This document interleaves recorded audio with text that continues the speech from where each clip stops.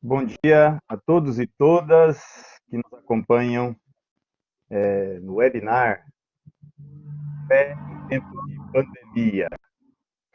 Graça e paz. Eu quero compartilhar com vocês, a título de devocional, canção, um hino do Sibelius, chamado Finlândia, Opus 26. Esta melodia é a melodia do nosso hino no Inário Evangélico 383, Confiança em Cristo. Eu vou, após a exibição deste hino, convidar você para um brevíssimo momento de reflexão, de oração, e em seguida farei a apresentação do professor Levi e ele nos conduzirá na palestra que preparou-nos.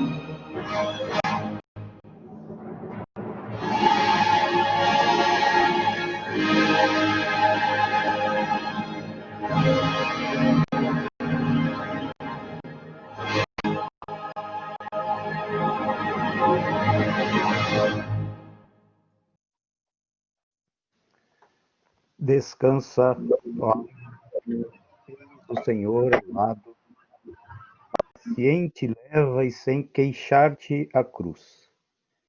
Deixa o Senhor tomar de ti cuidado. Ele não muda, o teu fiel Jesus.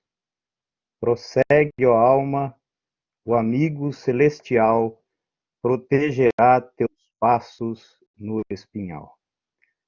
Ó Deus bendito, nesta manhã procuramos em ti algum consolo e a orientação para viver num tempo tão difícil, num contexto assolado pela dor, pelo sofrimento e pela trágica morte de mais de 20.000 pessoas no nosso país.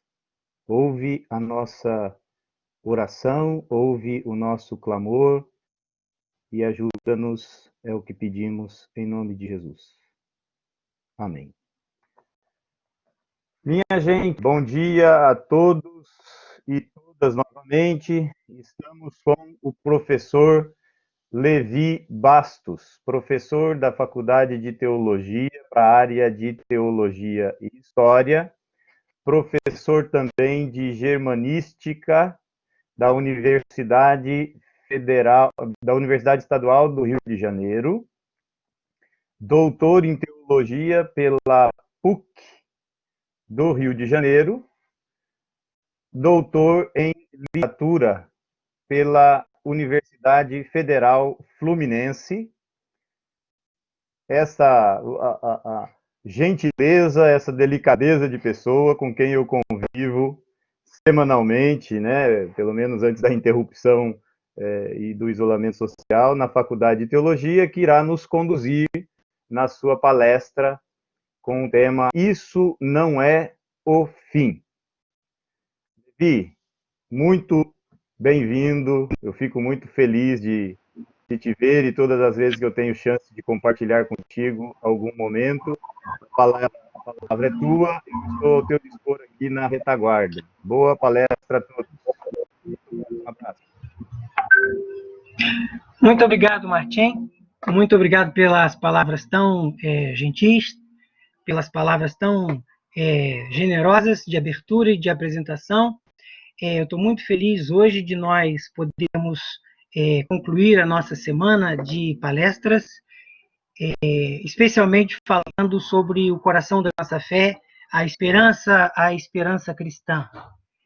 Se conclui essa semana, eu diria então, da melhor forma, porque viver sem esperança seria a pior forma de viver.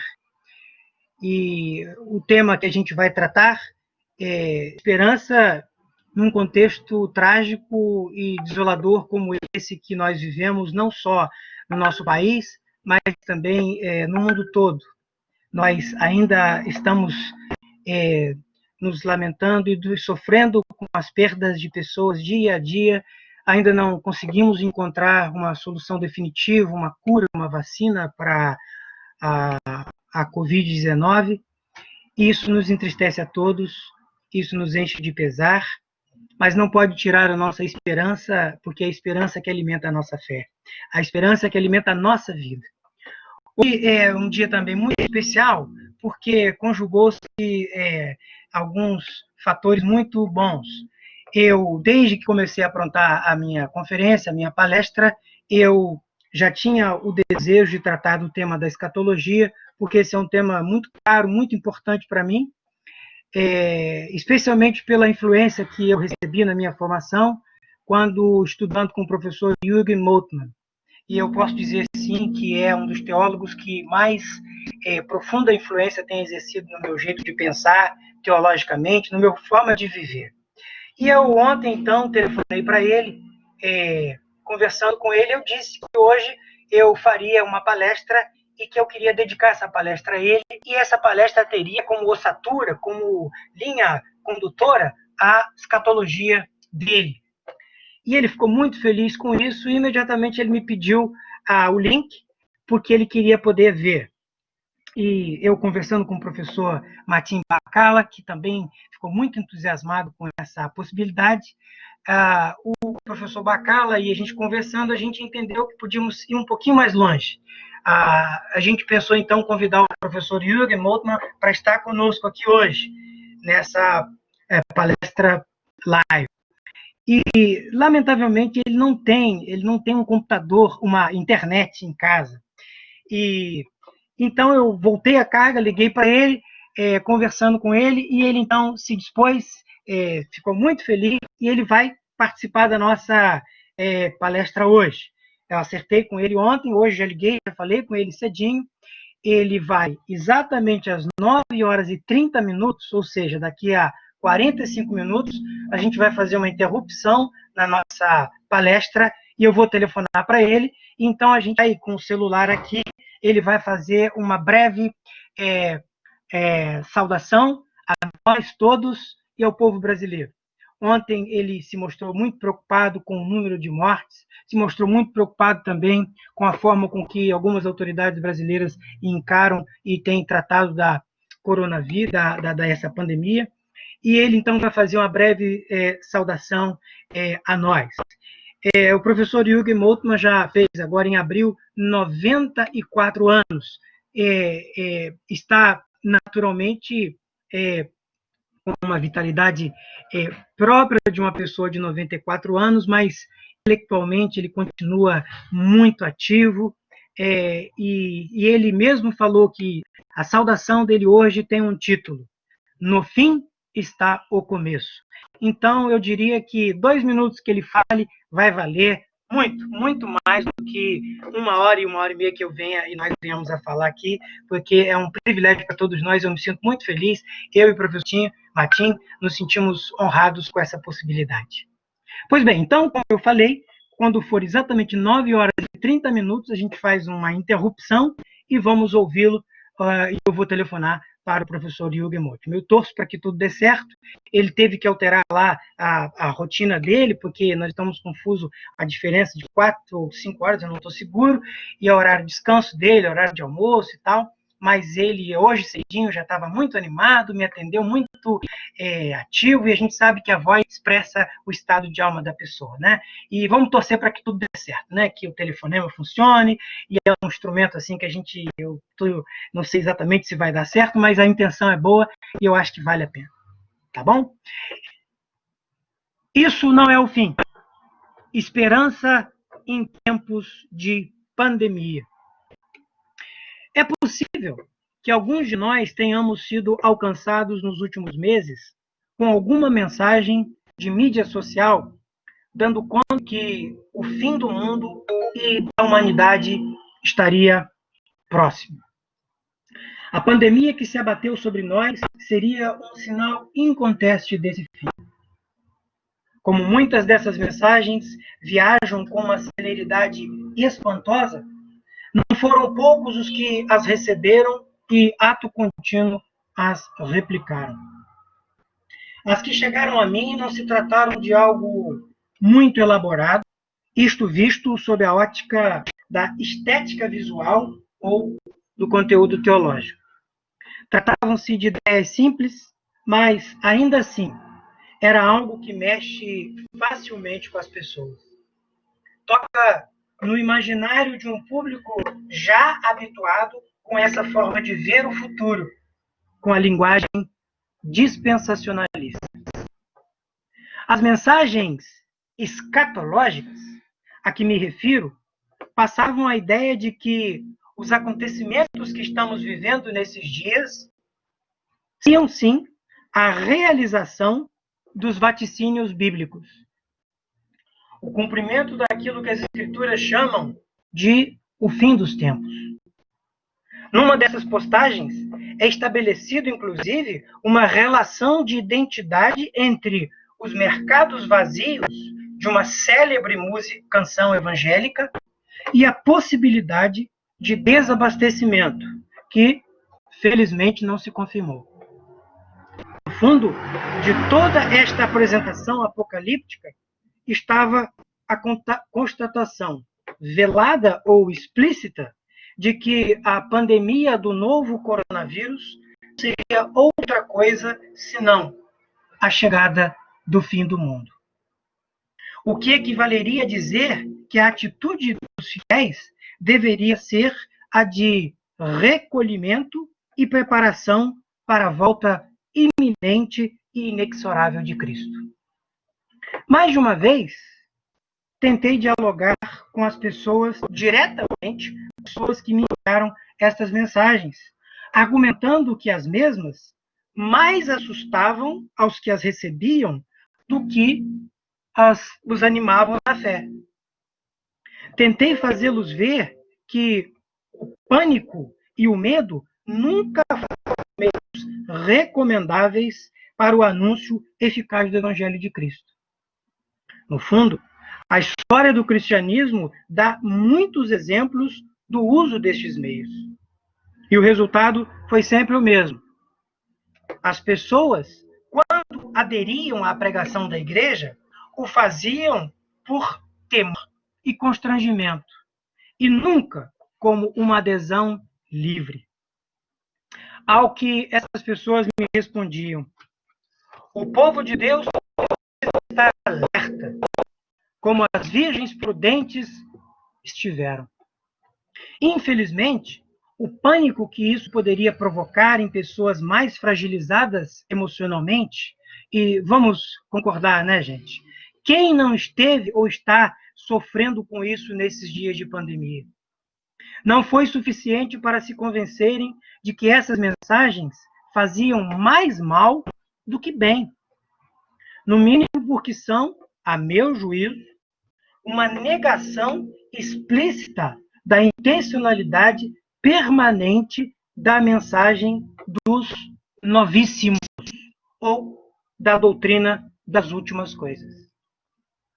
Esses acontecimentos recentes me fizeram ver que as coisas não são tão simples. Havia na base do comportamento dessas pessoas convicções já arraigadas. Uma teologia que não somente dava base para o seu comportamento, como também as inspirava. Notei que aquilo fazia parte da sua forma de crer. Sim, aquilo era a parte constitutiva de sua mais sincera crença. Não se tratava de uma atitude dolosa, de uma tentativa deliberada de fazer mal às pessoas. Muito ao contrário.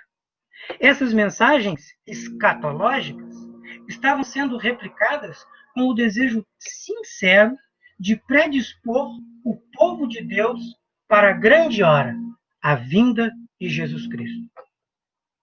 Refletindo com mais vagar, me dei conta de que essas mensagens outra coisa não eram do que a mais explícita expressão das convicções da grande maioria dos cristãos e cristãs evangélicos brasileiros. O dispensacionalismo milenarista tem raízes profundas em sua fé. Faz parte de seu evangelho. Assim, elas têm sido educadas anos a fio. Por conta disso, veem o fim como algo que dá fechamento glorioso à história humana. Tudo converte para essa direção. Pensar a existência de outra forma que não seja esta, marcada pelo determinismo, está absolutamente fora de questão. É como se vivessem orientados pelo moto: o que tem de ser, será. Aí não há espaço nem necessidade de intervenção humana. Eu penso diferente disso. A dia não pode ser deturpada em sua mais central pretensão, qual seja, infundir esperança nas pessoas. Dar a elas a confiança de que Deus está no controle da história, sim, mas que nos convida a tornarmos-nos parte da transformação do mundo. A doutrina das últimas coisas deve ser, tanto quanto me parece, algo que anime a vida e que nos convide a sermos agentes de transformação, nos tornarmos parceiros e parceiras de Deus, seus cooperadores e cooperadoras. O fim não é, de forma alguma, tragédia e pavor. O fim é a consumação de um projeto que já começou na criação. Sim, pois na criação já estava embutida a salvação, o desígnio redentor divino. O futuro, então, já teve início. Cristo, que é a graça de Deus nada, fez irromper o reino de Deus. Com ele, sua vida e seu ensino, o novo de Deus já está irrompendo. Dia após dia, Deus vai dando sinais incontestes de que Ele é o Senhor da história, para a qual Ele nos chama a participar. E participar não como coadjuvantes ou meros espectadores, mas como protagonistas com Ele.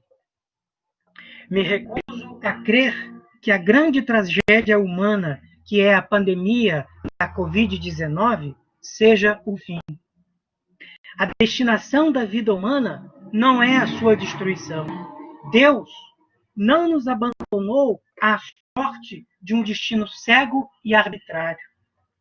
Ele prometeu nunca nos deixar, especialmente nesses momentos tão dolorosos. Ele se aproxima ternamente de nós, nos dá graça para que possamos nos erguer, para que aprendamos a dar um sentido novo para as nossas vidas e para a nossa forma de nos relacionarmos, de habitarmos esse planeta, a nossa casa comum. Essa pandemia não será o fim.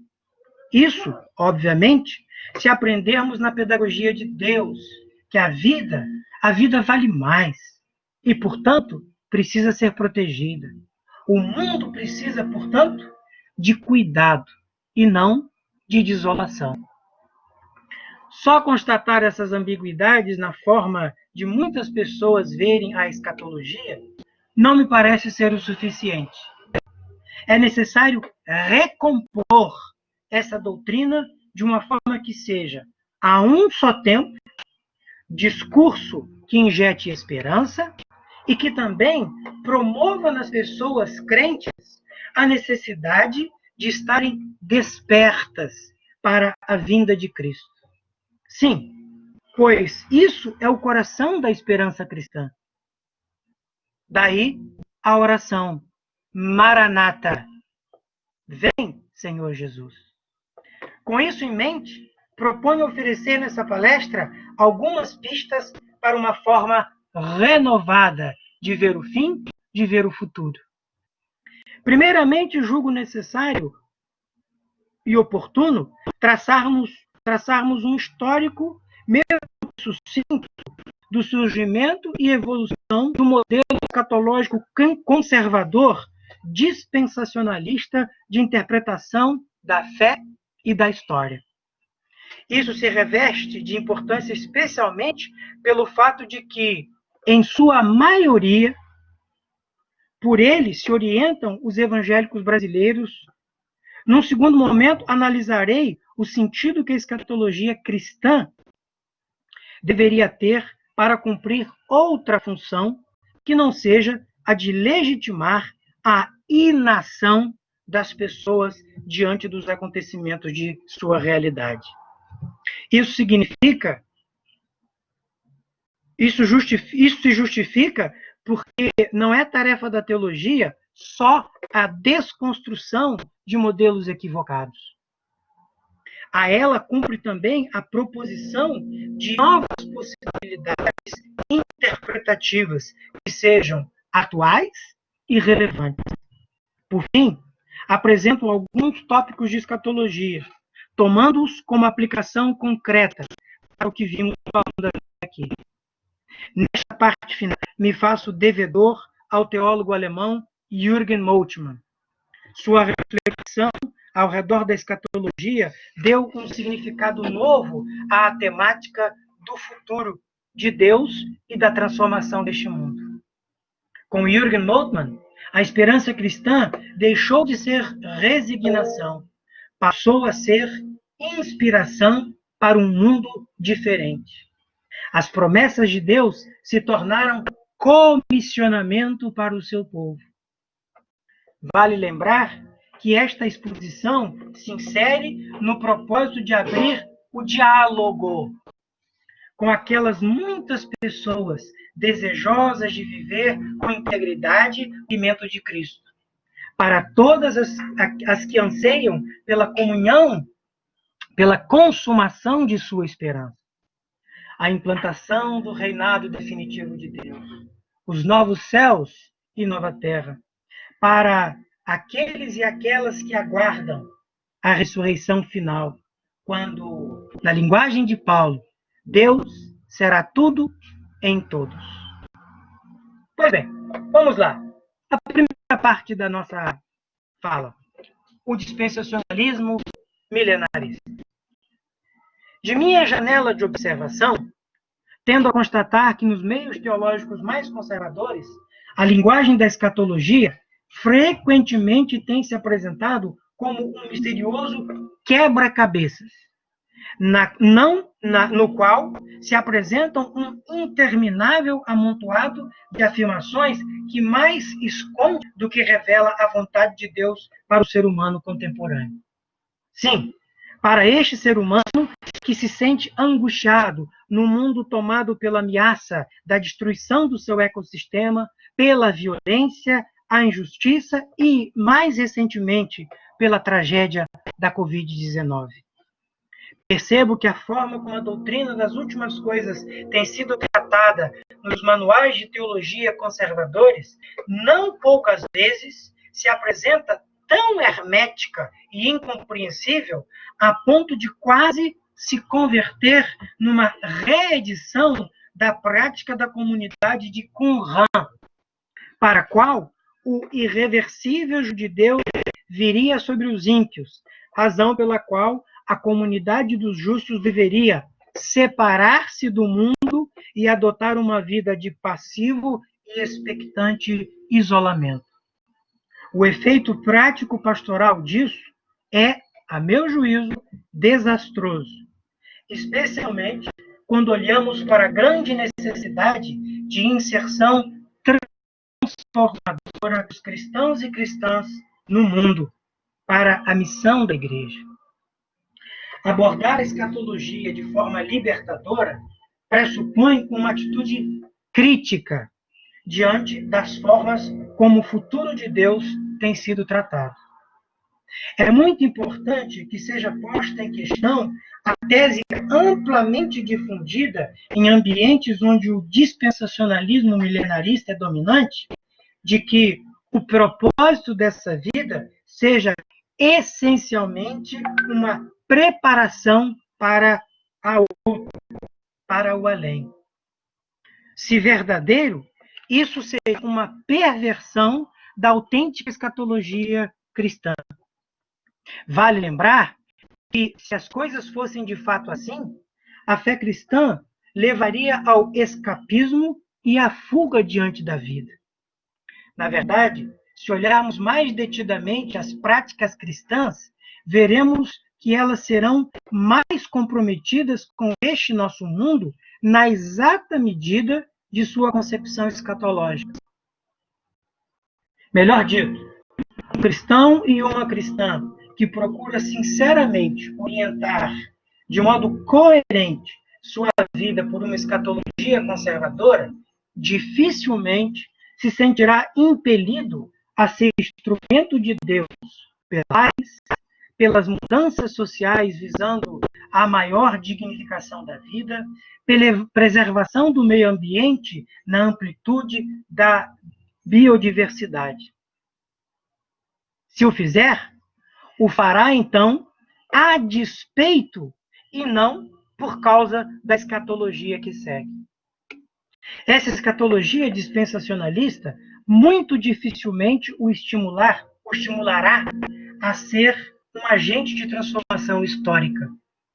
Neste sentido, e a partir dessa concepção de fé, a escatologia cristã poderia acabar por se converter numa elaboração teológica que, em vez de despertar para a real missão da Igreja e dos cristãos e cristãs, os aliena de sua própria história e, consequentemente, de sua própria missão. Um dos grandes equívocos em que a escatologia conservadora protestante incorre é sua incapacidade de ver o sentido da história humana de um modo criativo. Sua percepção da consumação da história é de uma aniquilação, da irreversível destruição de tudo que há. O fim, aqui descrito, se converte numa contagem regressiva para a eclosão plena do mal, ante ao qual não se pode esboçar a menor atitude de reação. Esta escatologia da explosão final é catastrófica e consegue somente provocar catástrofes.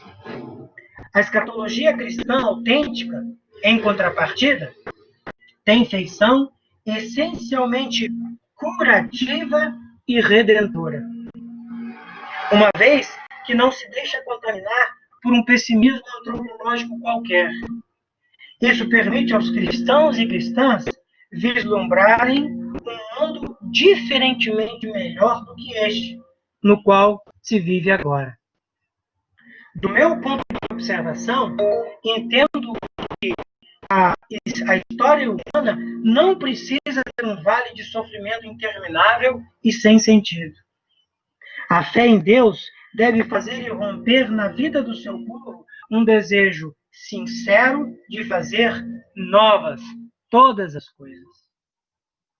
Historicamente, pode-se reconstituir e detectar com relativa precisão o processo de nascimento da escatologia conservadora. Com Johannes Cosseius, surgiu a ideia de uma revelação progressiva, o que foi absorvido pelo movimento pietista no século XVII, mais especificamente em sua teologia profética. Para alguns dos mais destacados escatólogos do pietismo alemão, como Johann Bengel, e esse Bengel exerceu uma influência imensa sobre John Wesley, pai do metodismo. Não somente Johann Bengel, mas também Friedrich Oettinger. A história era vista como um organismo vivo. Isto permitia uma leitura das Escrituras Sagradas, na qual esta se apresentava como se fosse um mero comentário às ações divinas na história. Ainda que tenha sua relevância ao elaborar a pergunta pela tendência interna da história humana, na prática, quase que invariavelmente, essa teologia acabou mesmo contribuindo para o desenvolvimento de uma atitude resignada frente aos eventos históricos, uma vez que há uma grande diferença entre interpretar a história e imiscuir-se nela visando a sua transformação qualitativa. A interpretação profética das Escrituras Sagradas, surgida na Alemanha e concomitantemente na Holanda e na Inglaterra, transformou a Bíblia em um livro da providência e não em um livro da promessa. Ela ajudou aos cristãos e cristãs a verem Deus como o condutor bondoso do destino inexorável dos seres humanos. Mas fez isso em detrimento do reconhecimento da ação deste na vida dos crentes, instilando-lhes a esperança ativa, o engajamento libertador na história. Os crentes, em vez de militantes, foram transformados em meros espectadores diante da realidade. A fé, que se expressa em amor, em de justiça e misericórdia, reduzida a um evento subjetivo, circunscrito à intimidade passiva do coração humano. Um fenômeno estreitamente identificado com este foi o fundamentalismo biblicista do norte-americano, o qual surgiu no século XIX, a partir das obras de John Darby, Dwight Lyman Moody e Clyde Ingerson Schofield. Este último, Schofield, publicou uma Bíblia mundialmente famosa, constando de anotações de referências para estudo. Uma de suas marcas mais distintivas, pela qual inclusive se tornou conhecido, foi a interpretação bíblica da história, a qual foi dividida em diferentes dispensações, ou períodos de provação de Deus ao homem. Aí subjazia, na verdade, uma concepção determinista da história, bem como uma visão do ser humano como sendo um paciente e dependente objeto dos inexoráveis eventos previamente estabelecidos por Deus a se cumprirem na história. Uma aproximação mais cuidadosa do fenômeno fundamentalista no interior do protestantismo norte-americano, mas de todo o continente latino-americano, permite identificar estes seus traços mais elementares como expressão de algo mais complexo, a saber, sua atitude diante da história. No dispensacionalismo, não há a possibilidade de que a história na qual se vive seja mudada para qualquer direção. Ela é compreendida como um evento cujo desenlace, conduzido perfeitamente por Deus, se dá numa dinâmica interna, marcada por uma inexorabilidade invencível. Ao ser humano não tocaria outra atitude senão, de forma conformada e resignada, se adaptar aos acontecimentos que sobre sua vida pessoal e coletiva advirão. Cada evento histórico, passado, presente ou futuro, tem valor somente na medida em que se adeque àquilo que pareça ser a realização da vontade soberanamente pré-determinada por Deus. Se não me equivoco em julgamento, o dispensacionalismo parece vir ao encontro do anseio da pessoa humana por segurança. Mas, para isso, acaba engessando o presente, visto que toda referência que é feita sobre o futuro está marcada pela convicção de que nada acontecerá sem que Deus queira. O que tem de ser, será. Tal atitude fatalista nada tem que ver com uma existência marcada pelo compromisso com a integridade da criação. Isso explica por que o cristianismo de matriz fundamentalista se mostra sempre em favor da preservação do status quo e pela adoção de políticas mais orientadas à direita, e seja feito avesso a políticas públicas que demandem mudança de atitude diante da vida e do mundo. O dispensacionalismo milenarista, bem como o seu correlato, o fundamentalismo biblicista, são sistemas teológicos que mais recorrentemente têm aparecido no interior do protestantismo conservador. E uma vez que esse tipo de tradição religiosa é predominante entre os cristãos evangélicos do continente latino-americano, seria isto uma razão mais que suficiente quando se pretende elaborar um discurso escatológico que seja mais contextual. Parto agora para a segunda parte da minha fala, redefinir o papel da escatologia. Visando a oferecer novas pistas para a abordagem do futuro, parto de uma convicção fundamental. É mais que urgente reconsiderar o papel e a ação da escatologia na totalidade da experiência da fé. Se é que desejamos nos libertar de formas pessimistas de interpretação do futuro de Deus. Já passou a hora de desconstruir uma leitura bíblica que endossa a alienação do mundo, que premia uma fé em Cristo que não se sente responsável por esse mundo. A escatologia é a parte da teologia cristã que trata da consumação de todas as coisas. Ela também é chamada de de novissimis, isto é, que vem por último. Mas onde reside a relevância da escatologia? Por que devemos nos ocupar de coisas que ainda serão, que ainda estão por acontecer? Não nos bastariam as tormentosas situações da vida presente?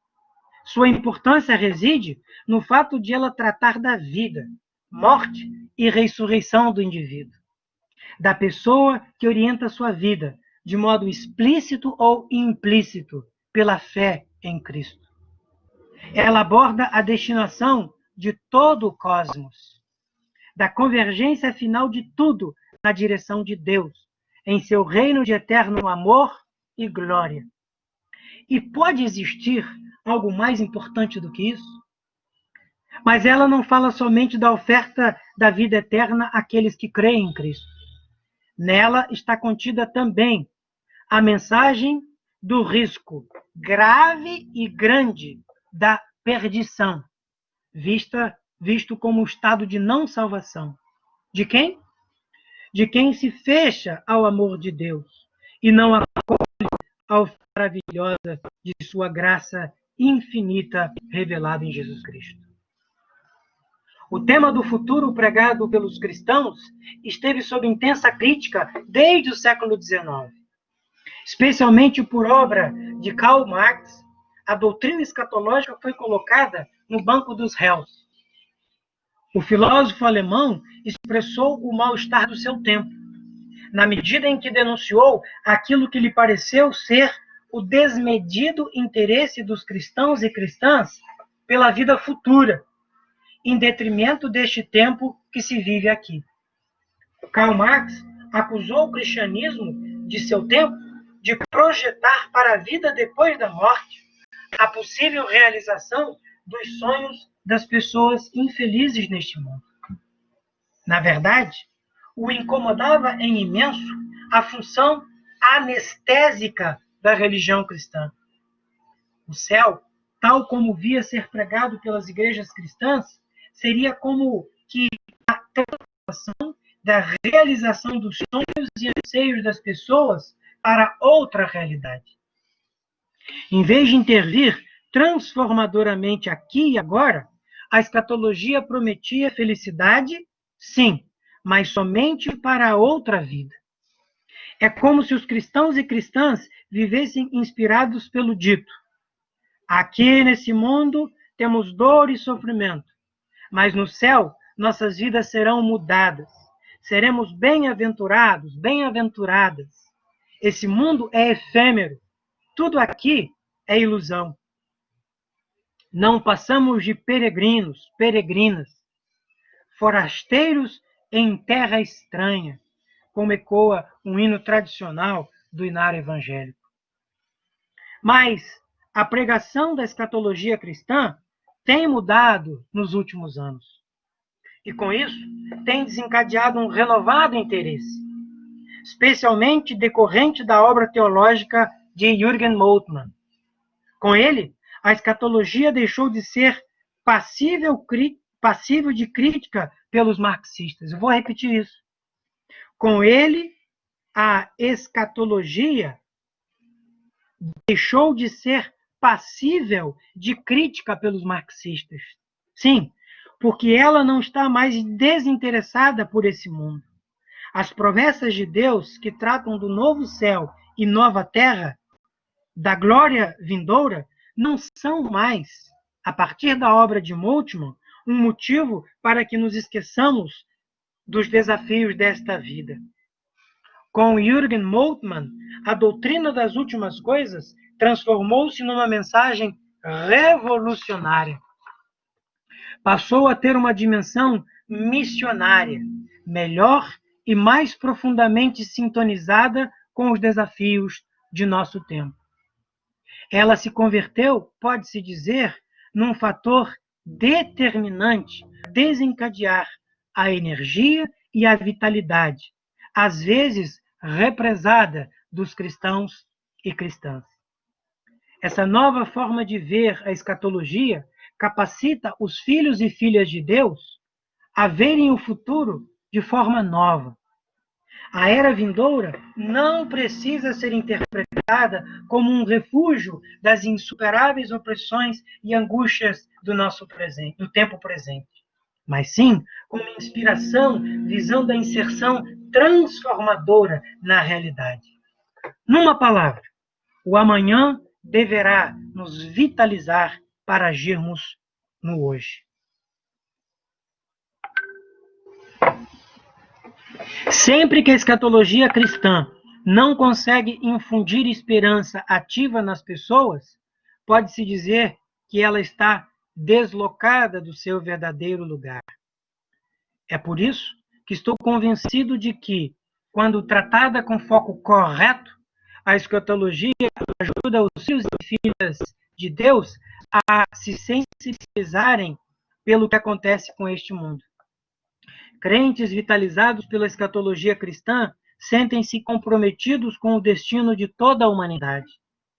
Outra coisa não quero dizer senão que a escatologia não pode alimentar uma esperança irresponsável. Pode nutrir uma espiritualidade de quem não se sente responsável por estar no mundo, sendo ali luz que irradia em meio às trevas. De um modo geral, quando pensamos em escatologia, de imediato vem à mente o tema do porvir, as coisas que ainda devem acontecer, a consumação dos tempos, o juízo final. Quem pensa dessa forma não está de todo equivocado. Escatologia trata, sim, da esperança cristã, dos planos e propósitos de Deus para a sua criação na consumação de todas as coisas, do destino eterno de cada um de nós. Todavia, não parece refletir toda a verdade das coisas a ênfase exclusiva e unilateral da dimensão transcendental na realidade além.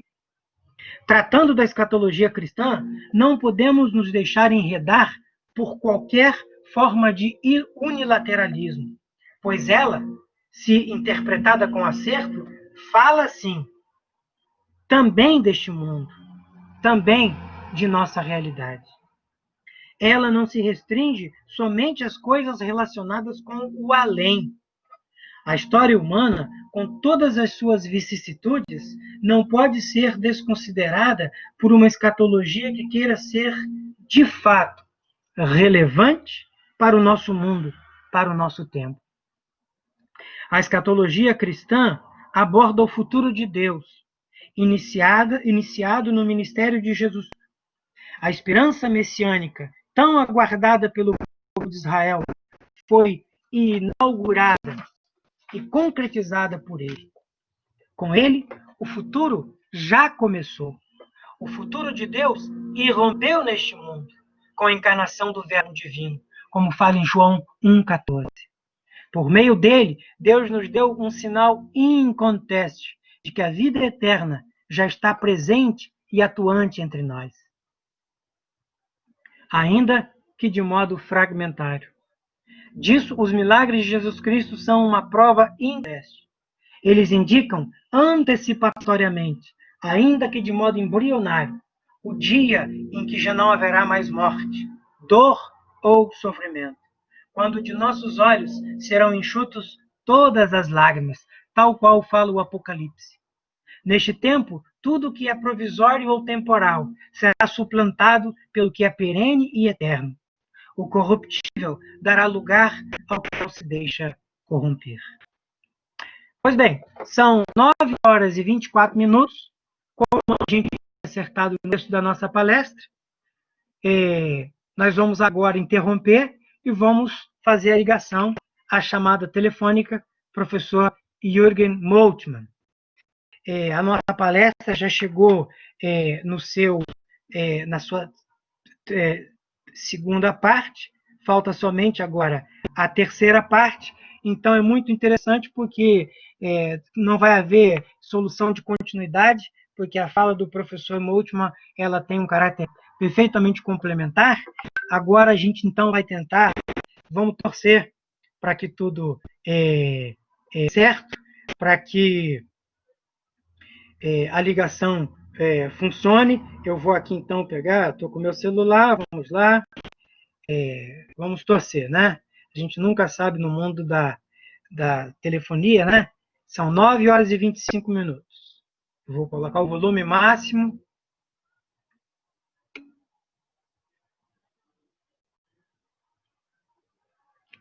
Viva a voz.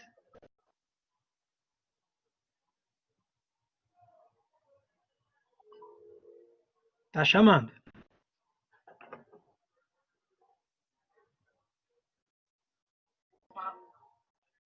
Levi Bastos aus Brasilien. Wunderbar, Herr Moltmann.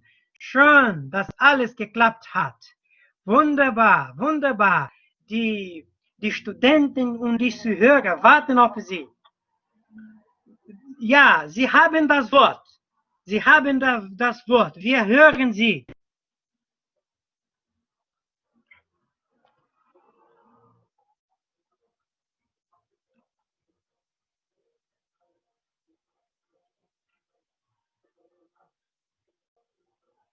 Ich übersetze, Moment mal.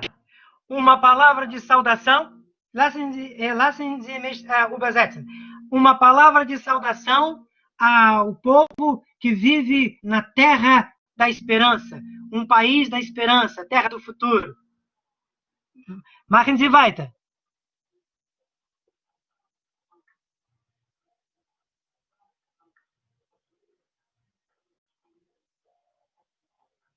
No fim está o começo. Isso é que é a esperança, algo que conforta em nossa esperança.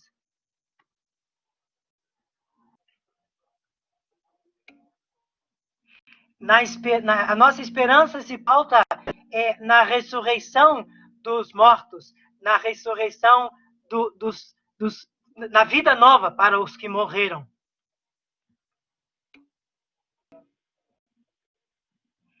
O Deus da esperança é que lança esperança para as nossas vidas, a esperança do futuro com Deus. Vivam na esperança e com saúde, que o Deus da esperança anime as suas vidas. Até, um abraço. Auf Wiedersehen. Vielen Dank, Herr Moltmann. Wunderbar. Ich danke Ihnen. Auf Wiedersehen.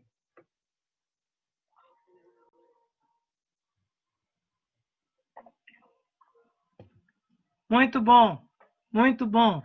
Eu tenho a desconfiança que o som não deve ter chegado aí, né? Porque não fez nem sinal no meu microfone. Eu não sei exatamente se foi possível ouvirem.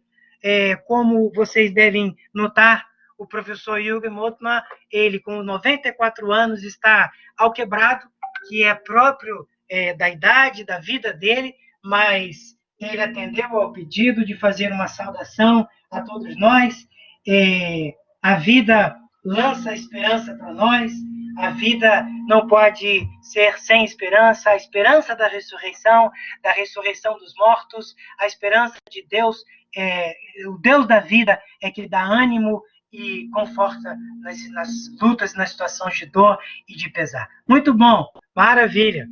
Eu estou muito feliz, espero que, mesmo que a música não tenha sido boa, tenha ajudado a todos nós. Professor Martim Bacala, que está aí me assessorando, eu não sei se conseguiu chegar o som. Professor Martim, pode dar um sinal para mim, só para eu ter aqui em mente? Chegou, será? Pois não.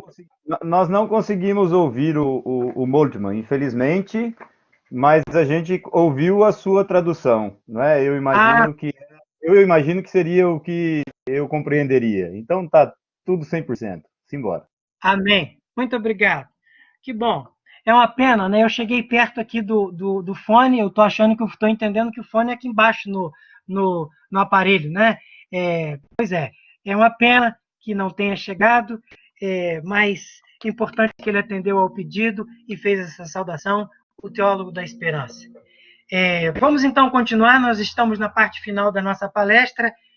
Agora, então, eu devo me reportar mais explicitamente ao professor Jürgen Moltmann. Julgo que uma escatologia que só enfatiza o futuro em detrimento do tempo presente peca por sua unilateralidade. Ela separa, desta forma, aquilo que no Evangelho está unido. Acaba tornando a missão da igreja algo menor do que deveria ser. Desestimula os crentes e as crentes a se engajarem pela transformação deste mundo, segundo a vontade de Deus. Em que medida isso acontece? Na medida em que faz entender o tempo futuro como algo que não tem qualquer relação com a realidade atual, com a vida que vivemos.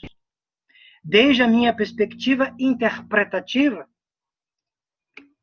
essa forma de ver as coisas não merece o título de escatologia, mas sim de ideologia.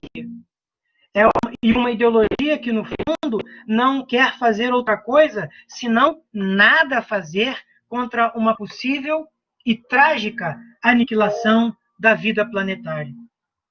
Por mais estranho que isso possa parecer, eu ousaria dizer que uma concepção de escatologia que não se compromete com a mudança do mundo acaba, sim, dando razão à acusação de Marx de que a fé cristã nada mais seria do que um ópio do povo.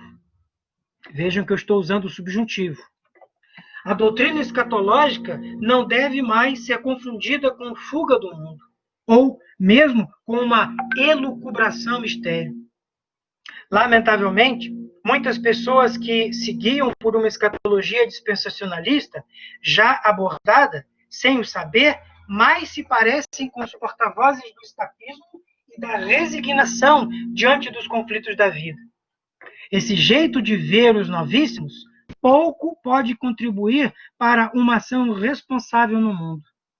Isso se explica no fato de eles não conseguirem ver a salvação cristã como uma experiência que deve extrapolar o âmbito da subjetividade humana. Se esquece de que, quando o ser humano se vê alcançado pela ação graciosamente libertadora de Deus, ele põe fim a toda e qualquer passividade. Quem foi salvo por Cristo é chamado a participar da libertação do mundo. Nisso, ele se torna cooperador com Deus.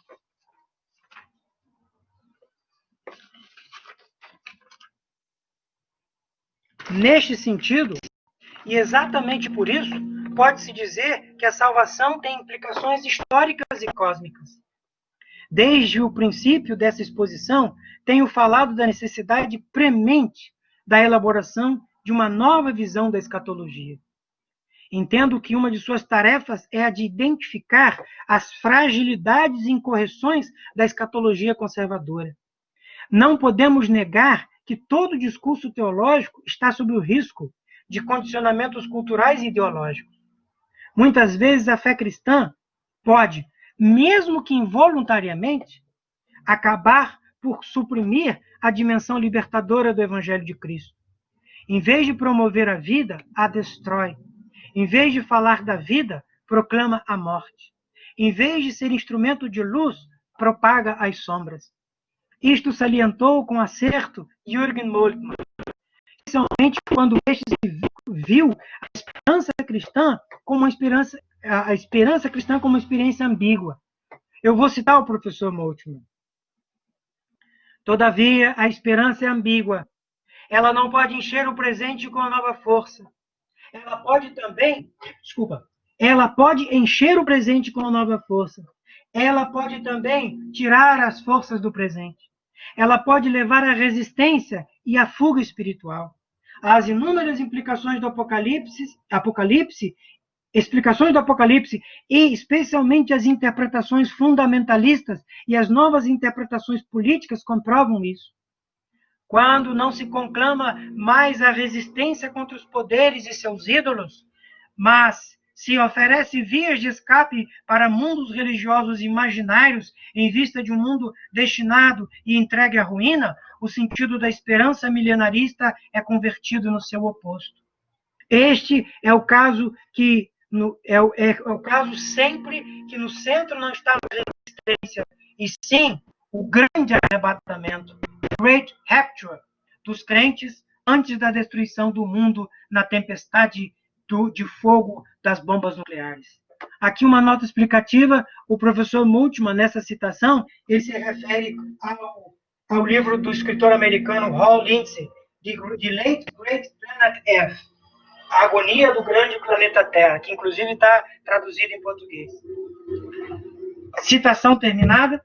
A partir do século XVII, eclodiu na consciência cultural ocidental o conceito de história. Neste contexto, foi abandonado em definitivo a concepção do mundo como ciclos das estações do ano, e adota-se a ideia de que este estaria relacionado com os alvos e objetivos humanos. O ser humano passa a ser, desde então, visto como sujeito histórico. O surgimento da história moderna se confunde, pois, com a adoção de um novo paradigma, por meio do qual todo conhecimento religioso é identificado por lendas e a religiosidade torna-se sem relevância. Tal modelo de compreensão viu a ressurreição de Cristo como produto da fantasia e como miraculo irrelevante, como acontecimento passado e que se distancia cada vez mais com o decorrer do tempo. Ele não pode ser nem determinante do presente, nem relevante para o futuro. Essa situação se torna ainda mais crítica com o advento do positivismo, o qual empurrou a teologia em muitos momentos para a atitude defensiva. O discurso de Jürgen Moltmann ao redor da ressurreição está consciente desse conflito. Sua preocupação caminha na direção de dar significado histórico para a ressurreição de Jesus. Para ele, o historicismo se equivoca ao não considerar a importância dos eventos passados. Ainda assim, estaria reprimindo o futuro no passado. A recordação é um fator decisivo, uma condição mesmo na construção da história. A experiência histórica da pessoa pressupõe a esperança futura, e esta se fundamenta na memória. Daí pode-se concluir que a ressurreição de Jesus Cristo é importantíssima, pois trata-se de um acontecimento passado, mas que inspira o futuro, sobre o qual se fundamentará, em última instância, a história presente. Acontece, então, como que uma profecia retrovertida. Para Jürgen Moltmann, a escatologia cristã deve se opor a toda forma de pensar que se oriente por uma concepção de caráter cosmológico mecanicista. Nessa forma de ver as coisas, não se vislumbra qualquer possibilidade de uma intervenção na história por parte da pessoa humana. O que Jürgen Moltmann está argumentando é que, muito diferente de uma atitude passiva diante da realidade que a circunda, a fé cristã deve ser capaz de elaborar um discurso e uma prática que tenha como tarefa principal o questionamento tanto da existência individual quanto da realidade social, seu ambiente existencial. A esperança é boa e nos faz inquietos diante do mal no mundo. Um dos maiores temores das pessoas é ter de se defrontar com a morte. A condição de criaturalidade presume a possibilidade da morte. A vida está sempre sob limite. Constatar isso sempre teve força arrasadora para cada um de nós. E é exatamente aqui que a mensagem escatológica cumpre melhor o seu papel. Ela injeta ânimo aos desalentados, às desalentadas. Dá significação à vida de tantos que já experimentaram o sem sentido da vida. Na escatologia de Jürgen Moltmann, a ressurreição de Jesus Cristo fundamenta a fé. Nela, podemos ver uma base segura para a esperança cristã. Sim, pois por meio dela, os filhos e filhas de Deus esperam por aquilo que na morte e ressurreição de Cristo foi prometido por Deus, não somente a eles e a elas, mas também a toda a criação, e que deve ser finalmente cumprido. A ressurreição final de tudo e de todos os que amam a Deus. É um fato teológico incontestável que a experiência da ressurreição de Jesus exerceu um efeito transformador na vida dos seus discípulos e discípulas. De pessoas temerosas e desesperadas, quando de sua crucificação e morte, se converteram em testemunhas convictas de uma verdade radical. Sua ressurreição dentre os mortos. Ele vive. Em Jesus Cristo ressuscitado, podemos ver a revelação antecipatória do futuro prometido por Deus. Por isso, as aparições do ressuscitado são, dessa forma, acontecimentos que acabam redundando em comissionamento. Isto é, através dessas aparições, Deus convoca seu povo ao testemunho no mundo. Por meio delas, os crentes, as crentes, veem-se convidadas a tomar para si mesmos e mesmas o projeto de Deus, serem seus cooperadores e cooperadoras. Crer na ressurreição não significa simplesmente estar informado sobre um fato, mas sim se deixar apossar pelo Espírito da ressurreição, o que nada mais é do que tomar parte de Deus, das forças do mundo. Em Hebreus capítulo 6, versículo 5. A ressurreição de Jesus Cristo passa a ser vista não como ponto de chegada, mas como ponto de partida. Como um marco determinante da luta da vida contra a morte e todas as suas expressões neste nosso tempo. Disto decorre que Jesus Cristo, como revelação de Deus, pode ser percebido numa perspectiva de abertura para o futuro, numa dimensão de promessa, permitindo, por isso, reinterpretar toda a história humana com espaço aberto para o futuro. Com a ressurreição de Jesus Cristo, nem tudo que ainda está por ser vivenciado já aconteceu. Ainda existe uma reserva escatológica, isto é, Deus ainda cumprirá suas promessas, passando da irrupção do que é definitivo. Quando da irrupção do que é definitivo, o que se dará plenamente no tempo futuro. Aí sim, a ressurreição de Cristo se completará de significado para os filhos e filhas de Deus, encontrando sua consumação definitiva. A experiência redentora da salvação ainda está sob a marca da promessa.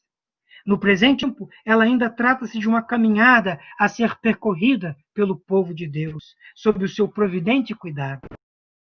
O ponto final para o qual dirige-se a fé justificadora é o reino libertador de Cristo, o qual terá alcance sobre mortos e sobre os vivos. A ressurreição de Cristo reafirma que sua morte oblativa pelos pecadores e pecadoras não foi em vão, nem foi desconsiderada pelo Pai.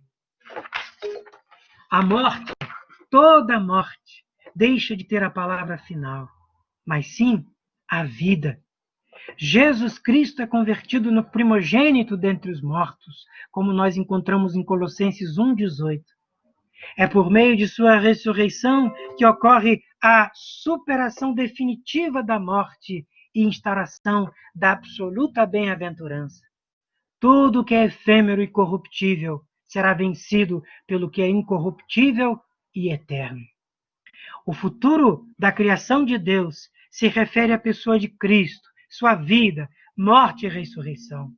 Sem esta referência, a história humana se torna um desenrolar de acontecimentos sem uma direção, sem uma força interna que a conduza para o alvo. Todavia, O futuro de Cristo não se pode analisar dissociadamente de sua existência concreta e total. A ressurreição foi a culminação de uma vida de opções radicais, incondicionalmente comprometida com a vontade do Pai. Seu ministério foi marcado por uma conflitividade constante, por um enfrentamento de sua parte contra tudo o que se apresentava como força do antirreino. Cada ato seu pressupunha uma tomada de posição em favor da vida e da justiça do reino de Deus. A sua ressurreição se apresentou, portanto, como vitória definitiva da verdade contra o engano, do amor sacrificial. Na ressurreição de Jesus Cristo, Deus Pai se posiciona explicitamente em favor de todos os oprimidos e oprimidas, que no mundo marcado pela violência e injustiça suspiram por tempos de libertação. Neste sentido, a ressurreição final deve ser interpretada como um símbolo de justiça definitiva para os mortos injustiçados.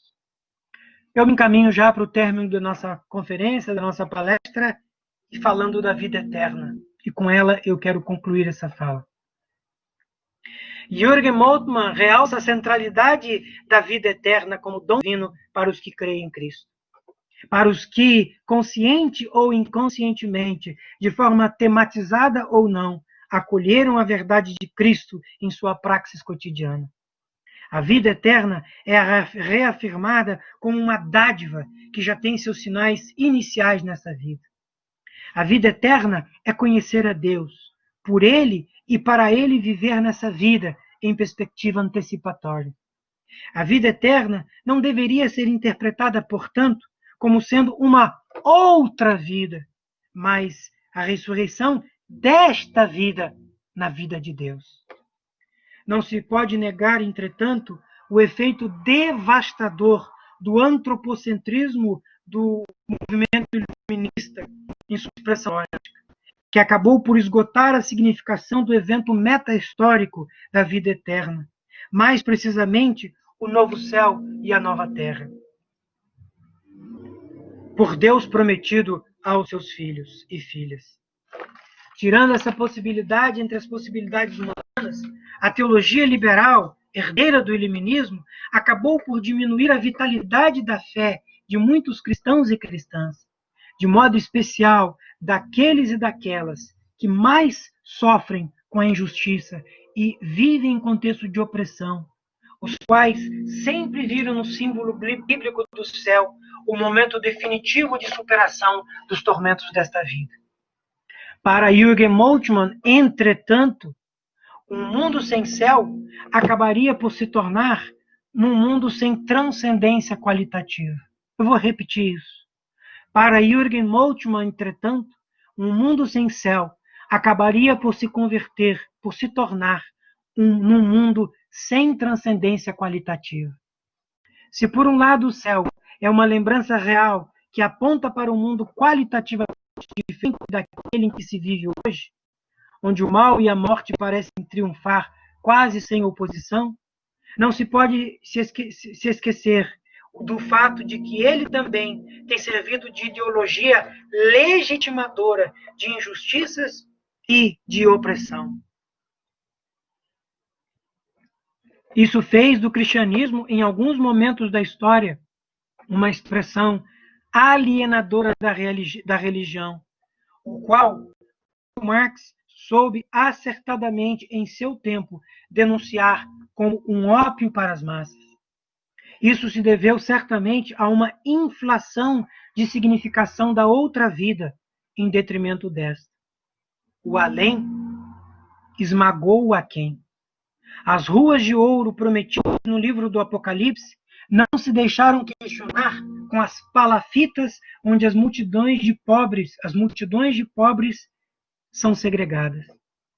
O equívoco aí não reside na referência do céu pura e simplesmente, mas sim em sua abordagem unilateral. O céu ser, entretanto, entendido como um reino de possibilidades criativas, o que significa dizer que toda e qualquer abertura ao novo céu e nova terra deve pressupor necessariamente estar aberto também, e na mesma intensidade, a esta vida que hoje se vive, enriquecendo-a já no tempo presente com as possibilidades da esperança futura. Abrir-se ao céu significa uma abertura de possibilidades para o mundo visível. Para Jürgen Moltmann, o tema relacionado com o céu não pode ser dissociado do tema ao redor da criação. A esperança futura deve plasmar a vivência de hoje, enriquecendo-a por meio de seus símbolos e metáforas. Os cidadãos do céu devem ser homens e mulheres que vão sendo ensinados por Deus a anteciparem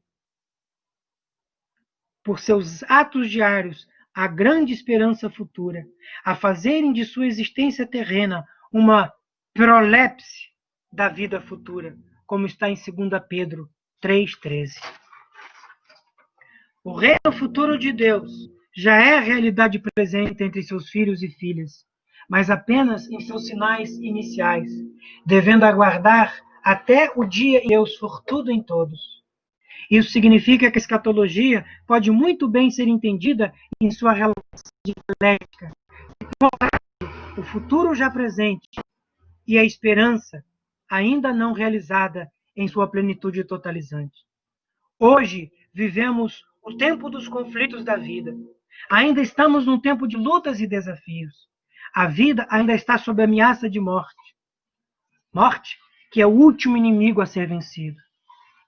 Por essas e por outras, que podemos constatar que o trabalho teológico aqui não é coisa simples, especialmente em nossos dias, quando entre muitas pessoas o discurso da igreja soa cada vez mais irrelevante. Para essas pessoas, a pregação e a prática das igrejas parecem estar pouco interessadas nos graves problemas que angustiam a humanidade.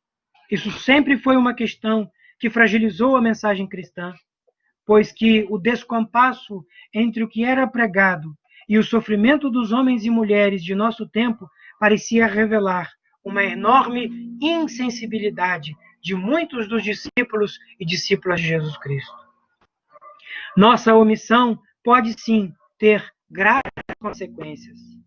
Cabe, então, à nossa geração, portanto, retomar nossa vocação de tornar o Evangelho pertinente e relevante. Infundir a esperança ativa. Essa é a missão. Que Deus nos abençoe. Muito obrigado, já que eu com isso concluo.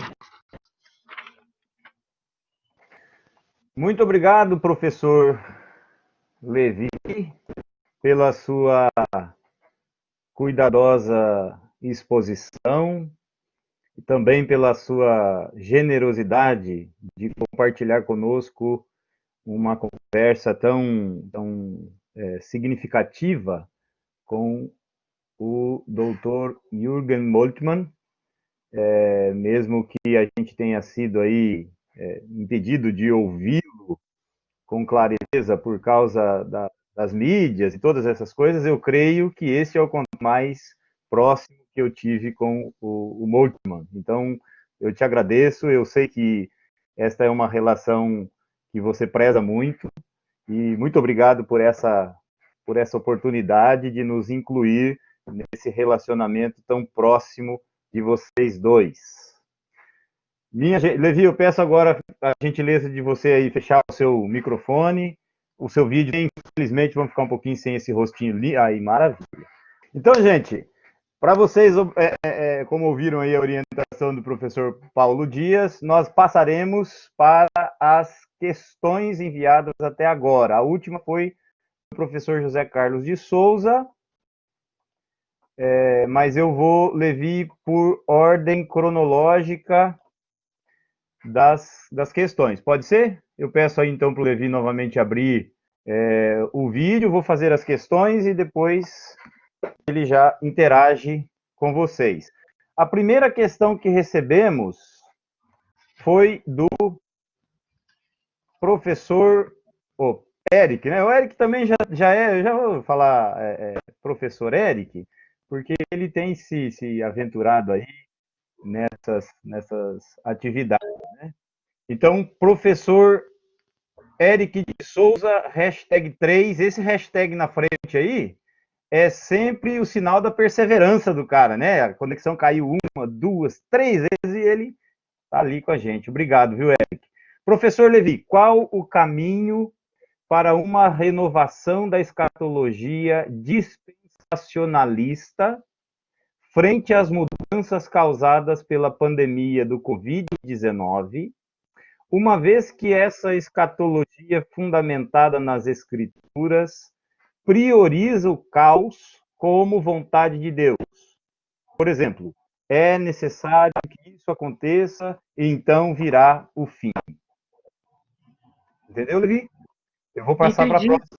Então, eu vou passar para a próxima. São quatro, cinco questões. Vamos fazer um bloco agora, depois a gente vai coletando as demais. Isaías Soares, olha, ó, perseverou um pouco menos que o Eric. Isaías #2. Tendo em mente não só a pandemia, mas o contexto político, social e moral mundial, como podemos posicionar o momento em que vivemos dentro da escatologia cristã? Flávia Lima Brino. Essa está com uma conexão ininterrupta, maravilha. O mundo não será mais o mesmo. Que práticas a escatologia deverá adotar pós-pandemia? Professor José Carlos é aí o campeão da perseverança. #4. Em sua opinião, doutor Levi, o dispensacionalismo tem base ou fundamentação bíblica ou é uma criação dos tempos modernos? Isso, gente, se vocês tiverem mais considerações ou questões, por favor, encaminhem aqui pelo chat e nós encaminharemos em seguida ao professor Levi. Está contigo. Muito obrigado.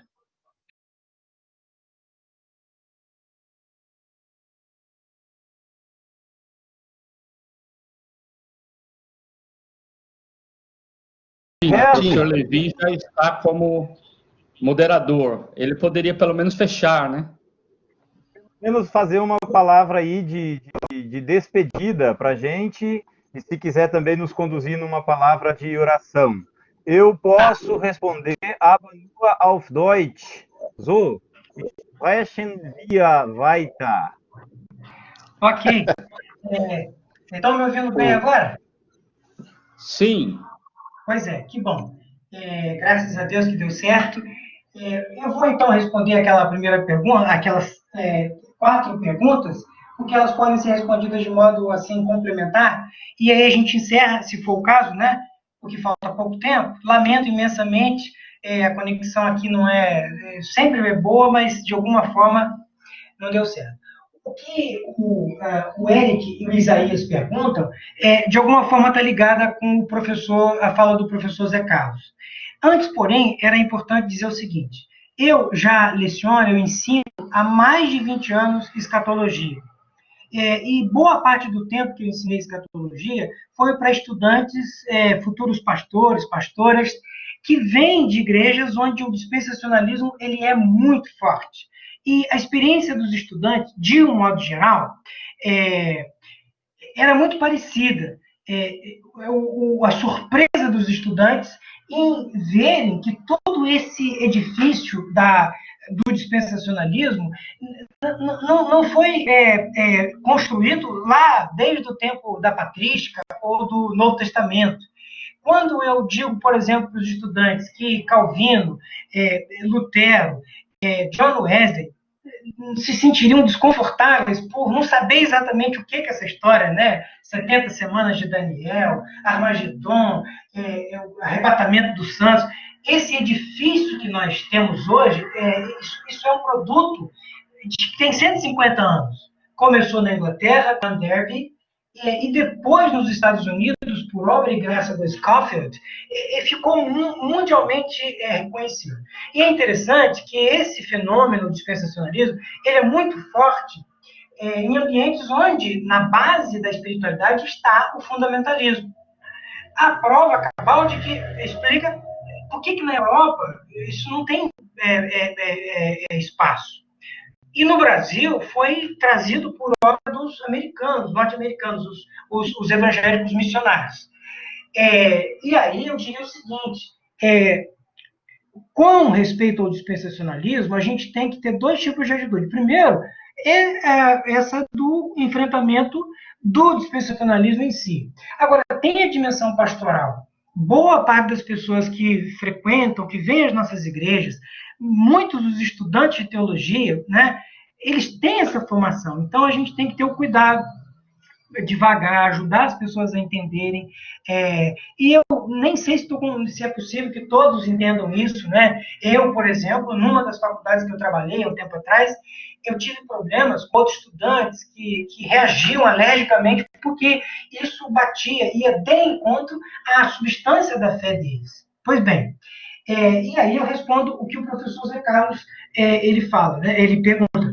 Esse é um fenômeno de 150 anos. Lutero, Calvino, Tomás de Aquino, essas colunas do cristianismo ocidental, eles não tinham a menor noção do que isso que o Scofield ele elaborou e que povoou o imaginário da religião protestante conservadora nos Estados Unidos. E agora está tomando vida nova. Essa história de transferir a capital de Jerusalém, de Israel, de Tel Aviv para Jerusalém, é só a ponta de um iceberg. Há uma onda muito forte nos Estados Unidos da América e no Brasil, em segmentos ultraconservadores, isso toma forma nova. Tá? Há uma proposta para estendermos até 10 segundos. Tá ótimo, então dá mais tempo de responder, não preciso correr. E o que a Flávia fala, pela pergunta da Flávia, percebe-se que ela não foi picotada, né? Porque a pergunta dela o mundo não será mais o mesmo depois da pandemia. Isso é verdade. Que tipo de mundo nós não sabemos, né? Mas ele vai ter contornos diferentes, porque essa pandemia ela tem um efeito profundo, né? Efeito assim que nós não sabemos totalmente o alcance. Nós ainda estamos no centro do furacão e lamentamos muito pela tristeza, pelo sofrimento que isso causa. Agora ela fala que práticas nós podemos ter. Bem, em certo sentido, Flávia, que práticas? Eu diria que são as práticas do Evangelho. E se a gente confronta e se convence de que o dispensacionalismo faz mal, tal qual eu falei, é só fazer o contrário. A esperança cristã, quando é uma força ativa que nos mobiliza, é o Evangelho de Cristo. Né? Então, no fundo, não são práticas novas, são práticas que Jesus já falava dela. Solidariedade, um cristianismo mais solidário, um cristianismo mais comprometido com esse mundo, um cristianismo que, quando vê, por exemplo, destruição do meio ambiente, queimadas na Amazônia, assim, indiscriminadas, assim, coisa deliberada, ele não pode sentir-se assim, né? Pois é o fim de... Essa atitude diante das coisas da vida é que tem que mudar. Ajudar as pessoas a perceber isso e mudar nesse sentido. Tá? É mais ou menos isso.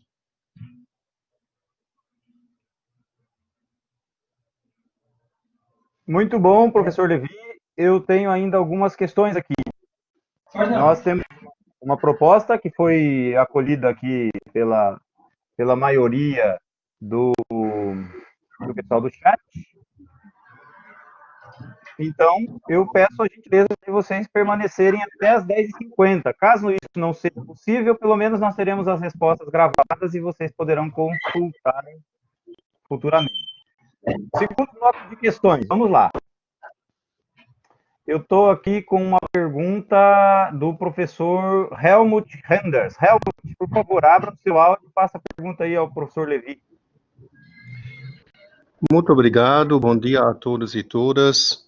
Agradeço pelo privilégio aqui de poder falar. Levi, eu escrevi uns anos atrás um texto que eu chamei, onde eu usei o termo escatodiversidade. na minha leitura, existem duas linhas, e a gente normalmente organiza elas ao redor do conceito escatologia e apocalíptica, que eu caracterizaria como ideias de ruptura ou ideias do desenvolvimento de transformação. Por exemplo, as parábolas do reino descrevem dinâmicas de desenvolvimento de transformação. Já os textos apocalípticos, especialmente as pequenas apocalipses nos sinóticos, como a própria Apocalipse ou Revelação, tem mais uma tendência de sinalizar rupturas na história, cosmológicas, etc., etc. Eu parto do princípio que essas duas linhas A são bíblicas e B são orientações preciosas de comportamento da igreja na história. A ruptura, o distanciamento, ou nós não participamos, nós denunciamos, é um destes movimentos, e vamos colaborar, vamos fazer a nossa parte na construção, seria o outro movimento. Eu creio que as duas linhas, desta forma, são formas de manter a esperança. Então, eu gostaria que você comenta isso, porque que eu acompanho é uma eterna luta entre os desenvolvimentistas e os rupturistas, que estão dizendo, você está errado, eu tenho razão. E nós temos essas concepções que, em si, sempre são falhas, e não é difícil demonstrar isso, inclusive para os dois. Mas eu gostaria de falar das intuições e das suas importâncias para orientar a comunidade. Durante uma ditadura, você precisa dizer, nós não participamos. Você precisa ter uma escatologia de ruptura.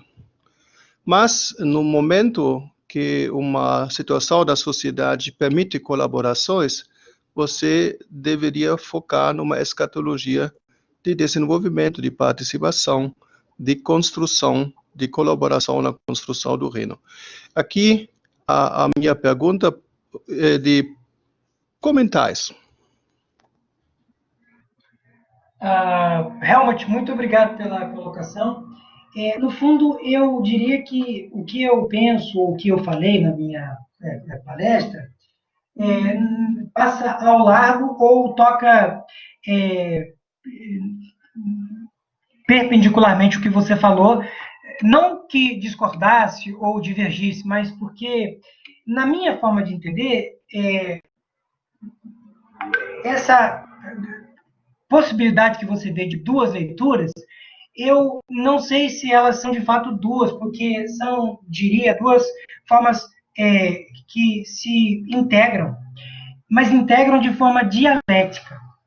E é muito interessante, você falou da apocalíptica, nos meus cursos de escatologia, eu trato também, assim, mesmo que introdutoriamente, muito genericamente, sobre a literatura apocalíptica. Boa parte dos protestantes conservadores, eles, por conta de serem fundamentalistas, eles desconsideram esse gênero literário. E por desconsiderar esse gênero literário, eles são obrigados a darem um caráter de concretude, de realismo objetivo, positivo aos relatos que os textos ou apocalípticos ou os textos proféticos, especialmente dos sinóticos, Marcos, por exemplo, capítulo 13, que tem também contornos apocalípticos. Eles dão veracidade a isso. E aí o que acontece? Eles se equivocam porque muitos desses relatos, eles não são fenômenos unívocos, eles são multívocos, eles têm possibilidades muito abrangentes. Isso tem a ver com a semiologia, né? Os sinais, eles não falam uma única coisa, eles falam muitas coisas, mas eles falam muitas coisas não numa diversidade inconsequente e louca. Ele fala muitas coisas complementares mas que não são sempre facilmente harmonizáveis. Tanto não foram no tempo em que foram proferidos, e muito menos agora. Mas o dispensacionalismo, ele considera tudo isso, repito, porque é fundamentalista, e ele não considera a possibilidade desse gênero. O gênero que eu me refiro é a literatura apocalíptica. Agora, especificamente falando sobre o gênero da literatura apocalíptica, eu, honestamente, não estou totalmente convencido de essa ideia de ruptura, não, porque eu prefiro me pautar pela convicção de que a literatura apocalíptica ela tem uma palavra muito boa para resumi-la, que é resistir. Apocalipse 2:10, por exemplo, que é o coração da apocalíptica, né? Ser fiel até a morte.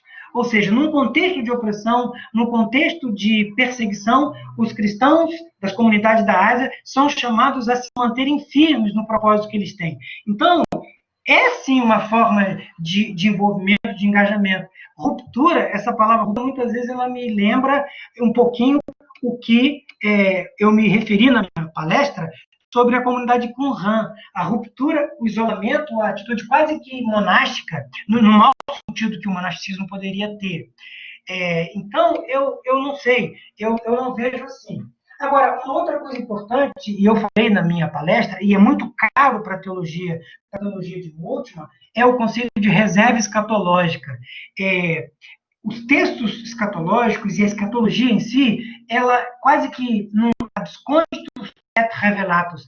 Ela fala e ao mesmo tempo esconde. Ela joga luz e ao mesmo tempo joga sombras. E esse que é a dinâmica rica da literatura escatológica. Ela vai sempre nos movendo e nos mostrando pistas novas, possibilidades novas, e nunca fechando as questões, mas ela mantém um fio condutor muito claro. É preciso ter uma esperança ativa. E eu entendo que não existe uma esperança ativa que não seja aquela que se envolve com esse mundo. Veja bem, na minha fala, o tempo todo eu bati nessa tecla. Não vale um tipo de atitude que foge da vida, que foge do mundo. Em formas diferenciadas, nós devemos nos envolver com esse mundo. Né? Eu volto ao exemplo que eu citei. Quantas igrejas evangélicas, de modo claro, se posicionaram em documentos, em manifestos, quanto àquela onda de queimadas que teve no Amazonas no ano passado? Isso é uma tragédia, em todos os sentidos. Tragédia pelas queimadas por si só e tragédia pela absoluta omissão, passividade dos cristãos e cristãs. Então, existem muitos indicativos no nosso tempo que mostram que a escatologia dispensacionalista, ela pouca ajuda traz sob o aspecto de um cristianismo mais comprometido, mais engajado. Obrigado, Helmut. Você tem direito à réplica. Não, du hast nicht. Veja bem, nós temos mais questões aqui, camarada. Tá. Legal. Ó, você tem uma questão, 4 questões que eu vou colocar aqui. Uma do Jefferson. Vamos lá? Tá me ouvindo aí, Levi? Tudo bem. Jefferson Silva. Bom dia, caro professor. Karl Barth faz a afirmação que abre aspas, o cristianismo que não for inteiro e totalmente escatologia não tem absolutamente nada a ver com Cristo, fecha aspas, me parece que é carta aos Romanos. Seria essa uma posição fundamentalista em oposição a Moltmann e, portanto, deve ser desconsiderada? Primeira questão. Segunda, do Rogério Rodrigues. Quais as implicações dessa visão esperançosa na interpretação dos selos e das taças do Apocalipse? Terceira questão, do Ivan Borges, nosso aluno do segundo ano matutino. Hoje, há a relação do tema da escatologia com muitos filmes. Assim, a ficção trata bastante desse tema. A ficção estaria mais de acordo com a Bíblia ou com outras formas de fim dos tempos? uma questão, tem mais duas aqui, Levi, mais três, eu vou encaminhar tudo de uma vez, pode ser? Pode? Alvino. A palavra bíblica foi a luz de Jürgen Moltmann no cativeiro nazista. Como podemos hoje levar uma escatologia não dispensacionalista nessa espécie de cativeiro causado pelo confinamento por um personagem invisível chamado novo coronavírus? Caleb. Professor Levi, bom dia. A leitura dispensacionalista da literatura apocalíptica é recorrente em nossas igrejas pelos mais diversos motivos e influências. Como se dá o posicionamento de Wesley referente a esse assunto e como abordar e esclarecer essa temática em nossas igrejas de forma saudável? A última, do Maxwell, nosso aluno também, faltou falar mais das escatologias consistentes de Dodge e Albert Schweitzer. Faltou não, né, cara? Ele estava esperando que você fizesse a pergunta para ele, se ele falasse tudo, que também faz um grande mal à escatologia. Em relação à escatologia conservadora, faltou abordar suas outras vertentes, dispensacionalismo clássico, tradicional, progressivo deve ser. Quando se privilegia uma escatologia em detrimento de outras, se comete inações e o ensino sobre um assunto tão abrangente se torna sugestivo e intencional. Levi, essas são as questões que me chegaram. O Helmut faz aqui uma referência. When the Saints Go Marching Ok, In. Eu espero que tenha sido arrebatamento. Tá aí ainda? estou aqui. Posso responder? O Helmut faz aqui uma consideração. When the Saints Go Marching In. Eu poderia cantar, mas é melhor você responder, né? Não é fuga, é manutenção da esperança. Vamos lá. Ah, tá. Ok. Vamos lá. O Jefferson, sobre escatologia. Muito obrigado, Jefferson. Você citou o Karl Barth. Eu sou barthiano, por influência de Jürgen Moltmann. Eu, uma vez, estava na sala do professor Jürgen Moltmann, a gente conversando sobre Karl Barth e as experiências pessoais do jovem teólogo Jürgen Moltmann com Jacques. Parece-me que sim, novamente, durante a resposta dele. Agora ele está voltando. Vi, Tá. estamos novamente com o mesmo problema. Vamos lá, vamos ver se você consegue. Está ouvindo melhor agora? Sim. Ok. Pois é, o que eu estava falando para o Jefferson, eu fiz aí uma razoada e tal, mas deve ter picado, né? O que eu quero dizer é o seguinte, o Moltmann, eu estava na sala do Moltmann uma vez, a gente conversando no escritório dele. E aí, conversando sobre Karl Barth, a influência de Karl Barth na vida dele, e ele disse que o Karl Barth influenciou determinantemente a vida dele através de um professor, o professor Otto Weber. Mas o Moltmann disse, igual a Karl Barth, nunca houve e nem nunca haverá.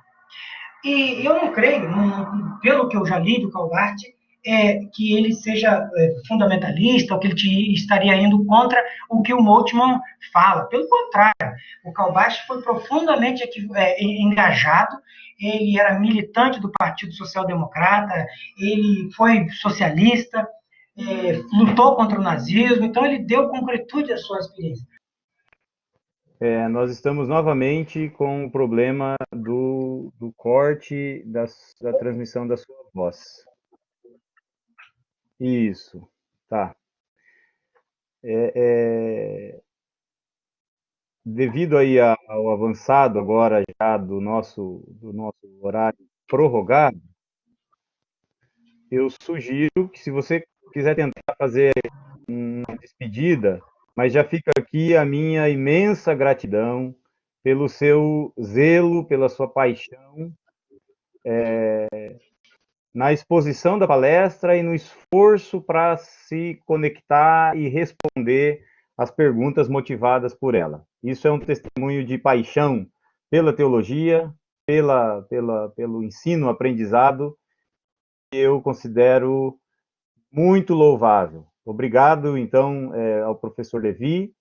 Obrigado a todos e todas vocês que nos acompanharam até aqui. A gente estendeu, já são 10h47, nós temos ainda mais de 100 pessoas conectadas.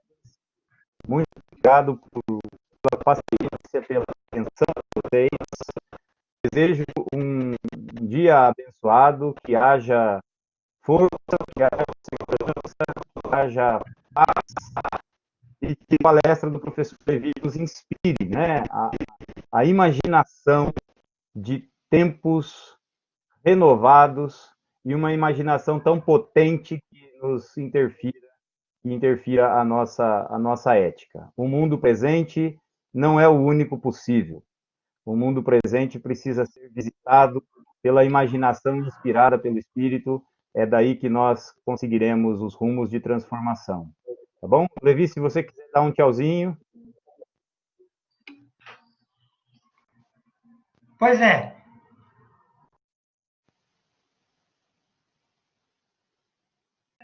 A gente tá vendo. Ah lá, agora eu tô te vendo aí, olha só. Tô te vendo, mas não adiantou muito. Nós tentaremos caminhar Nós vamos fazer o seguinte, professor Levi. Isso, tchauzinho aí. Eu vou encaminhar a você as perguntas feitas.